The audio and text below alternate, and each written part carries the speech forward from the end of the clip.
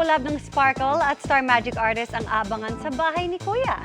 Dahil hanggang sa pag-host ng Pinoy Big Brother Celebrity Edition, meron ding Kapuso Star na makikisaya. Panoorin ang part 2 ng aming chikahan ni Kuya.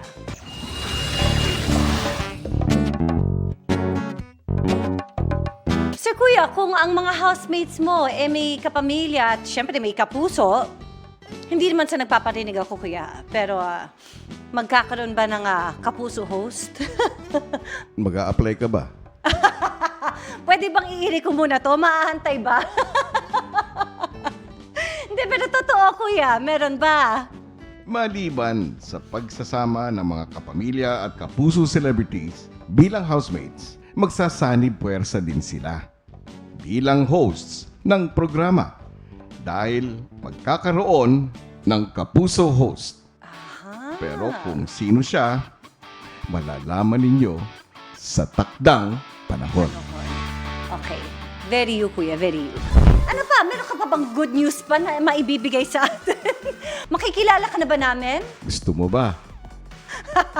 Sige, Kuya. Dahil nga forever magiging mystery ang kung sino ka, meron ka bang pwedeng i-share sa amin tungkol sa'yo na hindi pa namin alam? Para sa iyo, Iya, ay magbabahagi ako ng isang bagay Akala mula ko- sa akin na ngayon ko lang sasabihin. Mahilig ako sa musika.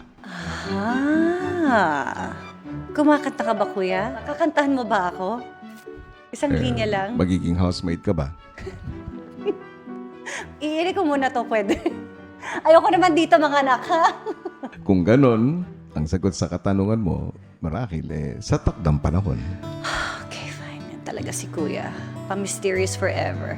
Kuya, thank you so much. Again, it has been an honor speaking with you and experiencing this whole confession room. Thank you, Kuya. We're so excited. At ako rin.